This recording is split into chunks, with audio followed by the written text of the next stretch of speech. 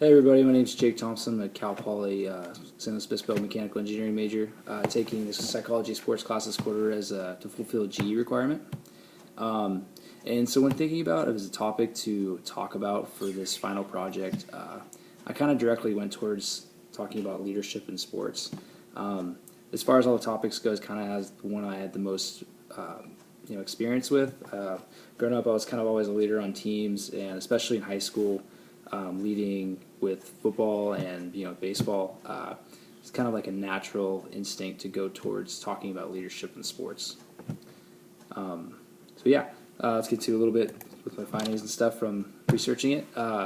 First of all, definition, kind of the overall theme of leadership is, influencing a group of people or even just one person towards one common goal. And that common goal is a really, really important motif behind leadership, is that if you have all these sort of people going towards one goal, one end game here, then they're just going to work that much harder, and you're going to have more team cohesion, and you're going to have kind of a common ground for everybody. And then within leadership, you have different types of leaders in the sports world. You have your captains, your team captains that are actually players, you have your coaches, you have team owners, and all these different types of leaders have different roles and responsibilities. Like for instance, like team captains, they still play, but they actually are performing like the sports just like everybody else, but they're leading kind of from within. When you have your coaches that are on the sidelines that are guiding the players and telling them like how to do each task and what to do for each play. When you have your team owners, it's kind of a different thing. They're more of leading by putting people in places to get success and just perform the best that they can with their abilities. And then with this common goal, we have different kinds of goal types in sports. The most reoccurring one is just a championship, obviously. Like for instance, you have the Super Bowl, you have NBA Finals, you have the World Series, stuff like that. But then you can also have different types of goals for your team. You could have just a better ability, or get to a certain number of wins, or win a division maybe. And you also have like stats. Like you could say, hey, I want to improve my batting average this year. I want to hit more home runs. I want to throw more touchdowns. So there's different types of goals that you can have for yourself and even for a team as a whole. And then within leadership, you have different types of methods of leading. There's not one set step-by-step solution that's going to work for every team. And that's kind of something we'll talk about later, by using different traits of leadership in different degrees to adhere to a certain specific team. Okay, so talking about roles in leadership within the sports world, I kind of boiled it down to 4 different roles of a leader in sports. One is to be a manager. Leaders have to manage people, manage decisions, and manage how a game is played, and that brings a lot of responsibility to a leader. Where if the team underperforms, the team loses, they're going to take a lot of blame, if they, especially if they have a bad call, because a lot of the decisions that are made in the game are on their shoulders. Second role for leaders is a strategist.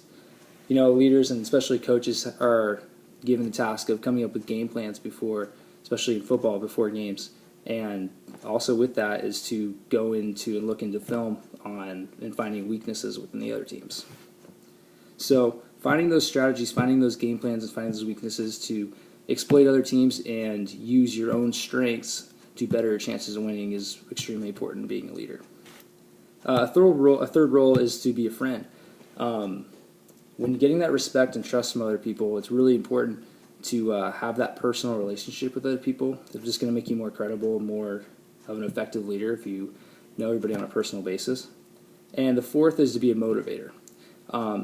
Really important in leadership. You have to be able to inspire your people with, not just the locker room speeches before games, but on a day-to-day basis to work their best and work their hardest to get to a certain level. So talking about these different traits, talked about common goal. It's really important to have, that central desire for a whole team to work together. But then you also have team cohesion. If people are working together a lot, they're going to be more familiar with each other, and this is important, especially if they work together in school, or if they work together just as friends and just doing stuff outside of sport. they get more familiarity, their cohesion rises, and they're going to perform better. Another important thing is communication. This is extremely important in sports, extremely important. I kind of use it as use football as an example. Say a quarterback needs to be able to communicate his play and what each person on the field needs to be doing, especially if they don't know. So being able to clearly communicate, and especially for coaches, to be able to tell a player, this is what you did wrong, this is how you need to fix it. That level of communication, that clear and conciseness is extremely important in sports leadership. And then another thing is hardiness.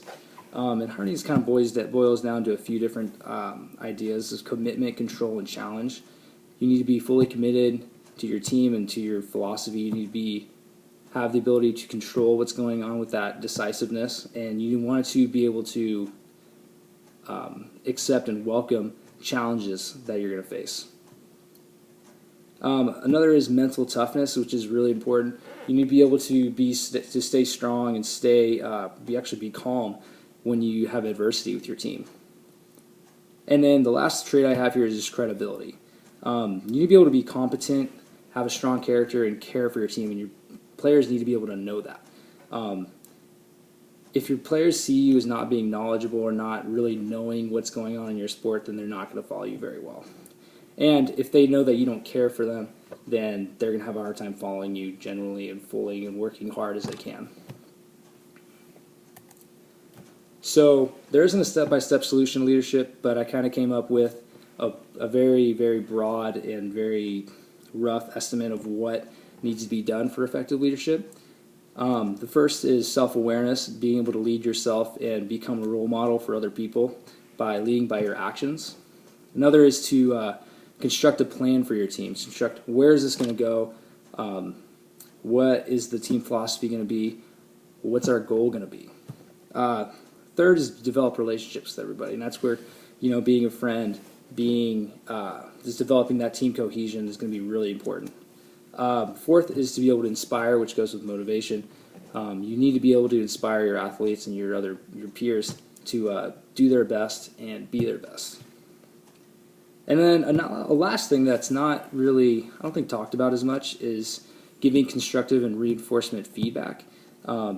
Being able to ensure that your players and your teammates are doing what they're supposed to be doing, or being able to clearly communicate a way to better their play is extremely important and really important being an effective leader. So this is what I have. Thanks for listening. Really enjoyed the course. Hope you learned something from this, and have a good day.